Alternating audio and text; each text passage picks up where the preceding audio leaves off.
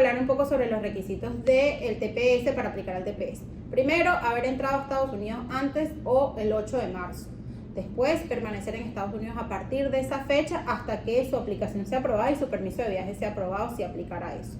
Siguiente requisito es ser venezolano, por supuesto. Si no eres venezolano, nacionalidad venezolana, no podrás aplicar. Esto quiere decir que hayas podido ser residente toda tu vida en Venezuela, pero nunca hayas obtenido la nacionalidad.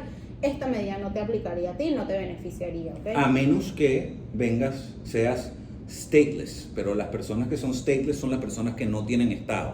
Entonces, por ejemplo, los palestinos donde no tienen estado. Exacto. Entonces, un palestino que haya residido en Venezuela toda su vida, al ser stateless, tendría que estar aquí. Tendría que estar acá, claro. Lo Tendría cual que ser bastante difícil. Súper difícil, pero bueno, quizás alguien viendo el video es stateless y residió en Venezuela todo ese tiempo antes de venirse a Estados Unidos. Exactamente.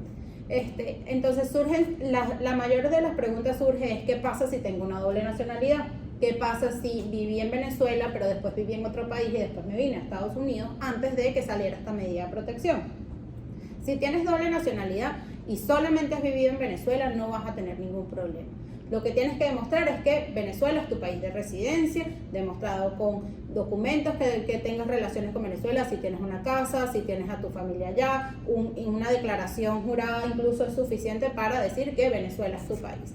¿Por qué esto es importante? Porque los formularios lo piden. Los formularios para aplicar al TPS, que es la 821, pregunta todos los países que usted haya visitado antes de entrar a Estados Unidos y en qué estatus lo hizo. Y dice todos. En cualquier momento, ever.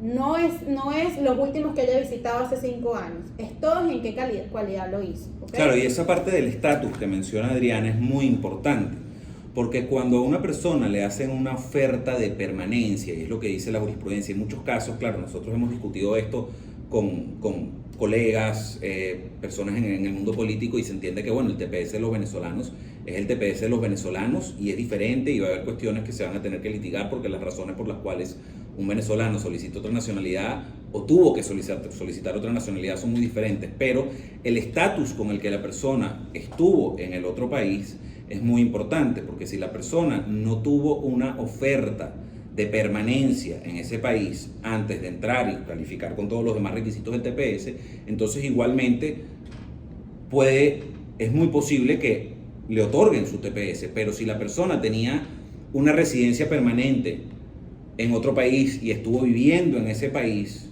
por muchos años antes de entrar a Estados Unidos y se vino de vacaciones en noviembre y entró dentro de los supuestos de TPS, entonces ya la cuestión puede ser un poco más difícil, porque la persona estaba en un estado de asentamiento, asentada firmemente en un tercer país. Entonces ahí es donde las similitudes de las restricciones entre el TPS y el asilo tienen cierta similitud, donde si una persona estuvo firmemente asentada en un tercer país antes de entrar a Estados Unidos, entonces es posible que determine el Departamento de Inmigración que no son elegibles para TPS con base